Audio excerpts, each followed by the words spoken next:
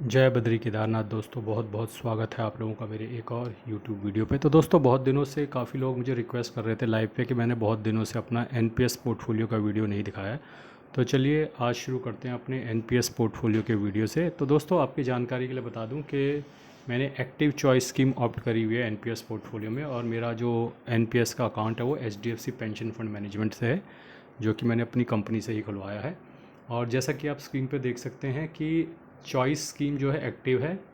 75% मेरा स्कीम ई का मतलब होता है इक्विटी, यानी कि 75% पैसा मेरा इक्विटी में जाता है। फिर आपको दिखेगा स्कीम सी, सेकंड लाइन में दिखेगा स्कीम 2 में स्कीम सी 15%। स्कीम सी का मतलब होता है कॉरपोरेट बॉन्ड, ठीक है। और फिर है स्कीम 3 जो है स्कीम जी है। तो स्कीम 1 जो है स्कीम ई है, स्कीम 2 जो है स्कीम सी है, और स्कीम 3 जो है स्कीम जी है। स्कीम जी का मतलब होता है गवर्नमेंट बॉन्ड। ई इक्विटी, सी कॉरपोरेट बॉन्ड और जी गवर्नमेंट बॉन्ड। तो आप देख सकते हैं कि 75% पैसा मेरा इक्विटी में जाता है और 25% पैसा जो है डेट में जाता है। डेट में 15% कॉरपोरेट बॉन्ड और 10% जो है गवर्नमेंट बॉन्ड।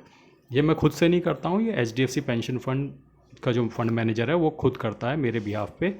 लेकिन ये परसेंटेज मैं सेट करता हूँ कि 75% और 25% डेट, ये मैं सिलेक्ट करता हूँ। उसके बाद उसको कौन सा कॉर्पोरेट बॉन्ड लेना है, कौन सा गवर्नमेंट बॉन्ड लेना है, वो फंड मैनेजर की चॉइस है, वो मैं कुछ नहीं करता हूँ उसमें। तो जैसा कि आप देख सकते हैं मेरे पोर्टफोलियो की वैल्यू थोड़े दिन पहले तक तो 8 लाख के ऊपर थी, लेकिन अभी हाल फिलहाल में जो करेक्शन आया है उसकी वजह से मेरे पोर्टफोलियो की वैल्यू जो है 8 लाख के नीचे आ गई है, लगभग 7,90,000 है। आज तक लगभग 57 कंट्रीब्यूशन गए हैं। 6,76,000 मेरी इन्वेस्टेड वैल्यू है। लगभग 1,13,000 का मुनाफा चल रहा है। तो मार्केट क्रैश होने से पहले ये मुनाफा 1,40,50,000 के आसपास था, लेकिन काफ़ी हैवी करेक्शन आया है निफ्टी 50 में। और आपका जो पेंशन फंड का जो पैसा होता है इक्विटी वाला, जनरली ये लार्ज कैप में ही डलता है। तो लार्ज कैप डाउन है तो मेरा NPS थोड़ा डाउन हो जाता है, लेकिन जैसे ये लार्ज कैप दोबारा 26,000 26,500 तक जाएगा, आप देखेंगे दोबारा ये जंप मार के 1-1.5 लाख के पार निकल जाएगा। और लगभग 6.2% का XRR चल रहा है।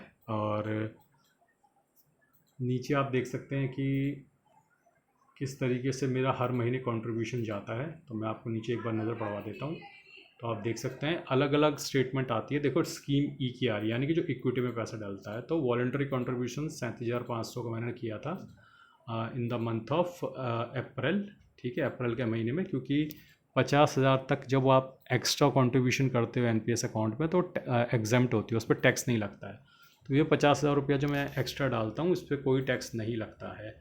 और उसके बाद आप देख सकते हो कि स्कीम जी सी में भी, यानी कॉर्पोरेट बॉन्ड में भी 75,000 रुपये गया है, और स्कीम जी यानी गवर्नमेंट बॉन्ड में भी 5,000 रुपये का वॉलंटरी कंट्रीब्यूशन गया है।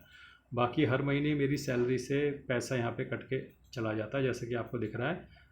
अप्रैल के महीने में नहीं दिखा, लेकिन मई के महीने में दिख रहा है। तो मई के महीने में जो कंट्रीब्यूशन है ये अप्रैल का है, आप देख सकते हैं 4 मई को गया है। ये अप्रैल का कंट्रीब्यूशन है 6,206। अभी तक मई का कंट्रीब्यूशन नहीं गया है। मई का कंट्रीब्यूशन आज तक 2-3 जून तक चला जाएगा। और उसी तरीके से आप देख सकते हो कि अप्रैल का कंट्रीब्यूशन जो है कॉर्पोरेट बॉन्ड में 1,241 रुपये गया है। प्लस नीचे आप देखोगे गवर्नमेंट बॉन्ड में भी 827 रुपये गया है। तो इस तरीके से ये कंबाइन करोगे तो मेरी टोटल वैल्यू आपको नज़र आ जाएगी कि वो है यहाँ पे लगभग 7,90,047 रुपये। तो दोस्तों इस तरीके से मेरा NPS पोर्टफोलियो चल रहा है। और मुझे अपने NPS पोर्टफोलियो में 10 से 11% का ही रिटर्न चाहिए, क्योंकि 10 से 12% के बीच में रिटर्न आ जाएगा, that is enough for an NPS portfolio. Historically देखा गया है कि NPS के पोर्टफोलियो 11 से 12% के आसपास रिटर्न देते हैं। पर हाँ, जब थोड़ा बुल रन वाले पीरियड आते हैं तो ये 11-12% के आसपास दिखने लग जाते हैं, 12-13। लेकिन फिर जब बियर रन फेज चलता है, जैसा अभी चल रहा है पिछले 2 साल से, तो फिर थोड़ा नीचे आ जाता है। हालांकि मैंने इस पोर्टफोलियो को इनिशियल 2-3 सालों में सिर्फ, ये 4-4.5 साल पुराना पोर्टफोलियो, और इनिशियल 2-3 सालों में सिर्फ 47% इक्विटी में जाता था, 53% डेट में जाता था। तो इस वजह से मेरा इसमें XR कम है। ये पिछले साल मैंने अपना कॉम्बिनेशन को ठीक किया। शुरुआत में मुझे पता नहीं था कि कॉम्बिनेशन को मैनुअली ठीक करना पड़ेगा, तो फिर मैंने इसका इक्विटी कॉम्बिनेशन बढ़ा के 75% किया और डेट कॉम्बिनेशन जो है घटाकर 25% कर दिया। लेकिन वो टाइमिंग थोड़ा गड़बड़ हो गई, मार्केट तो तब से चली ही नहीं है, मार्केट वहीं की वहीं है, तो इस वजह से थोड़ा रिटर्न भी कम है। लेकिन ओवरऑल लगभग 1.25 लाख के प्रॉफिट में हूँ मैं अपने NPS पोर्टफोलियो में।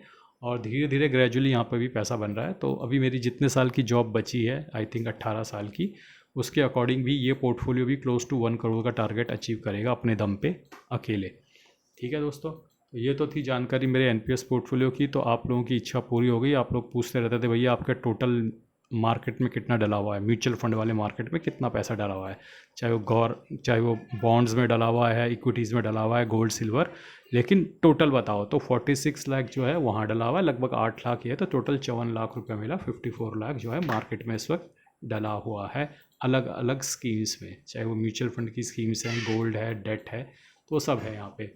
तो यहाँ पे मैंने जो पोर्टफोलियो आप देख सकते हो इस तरीके से मैनुअली डिज़ाइन किया है कि ये हाइब्रिड एग्रेसिव पोर्टफोलियो बन रहा है। तो जनरली आप हाइब्रिड एग्रेसिव पोर्टफोलियो अगर देखेंगे तो उसमें 75% डेट और 25% 75% इक्विटी और 25% डेट रहता है। तो मैंने मैनुअली इसको इस तरीके से क्रिएट किया है कि मेरा एनपीएस पोर्टफोलियो हाइब्रिड एग्रेसिव के रूप में डेवलप हो और हाइब्रिड एग्रेसिव के रूप में दिखे। तो जैसा कि आप देख सकते हैं 75% इक्विटी और 25% डेट है। और ये लॉन्ग टर्म गेम है दोस्तों। एनपीएस अपना पेंशन फंड स्कीम है, तो ज़्यादा कोई छेड़खानी करने की इसमें आपके पास अपॉर्चुनिटी होती नहीं है। एक ही अकाउंट होता है, हर महीने इससे तनख्वाह कट सैलरी में से गायब हो जाता है ये पैसा, और उस पर भी 30% टैक्स बेनिफिट मिलता है जो हर महीने गायब हो जाता है, क्योंकि मेरी सैलरी से ही हटा दिया जाता है। सैलरी से कटता नहीं है, सैलरी से हटा दिया जाता है ये। तो ये पैसा जो मंथली कॉन्ट्रीब्यूशन होता है ये सैलरी से हटा दिया जाता है। तो 30% टैक्स बेनिफिट मुझे वहीं पे, 30% टैक्स का मुनाफा मुझे वहीं पे हो जाता है, प्लस ये लॉन्ग टर्म में 11-12% दे देगा, तो मुझे 40-42% मिलता रहेगा। तो NPS is a win win for me, और मैं इसको बिल्कुल कंटिन्यू करता रहूँगा लंबे समय तक। और अब यहाँ पर आपको जैसा पता है कि 80% आप निकाल सकते हैं जब आप रिटायर होंगे। तो पहले 60 था, अब 80% निकाल सकते हैं और 20% का आपका पेंशन बन जाएगा। तो it's a win win scheme for private job employees and also for the government job employees. हालांकि मैं गवर्नमेंट जॉब में हूँ नहीं, मैं प्राइवेट जॉब में हूँ, तो मुझे उसकी जानकारी नहीं है। तो दोस्तों आज के लिए बस इतना ही। धन्यवाद, गुड बाय, जय बद्री केदार।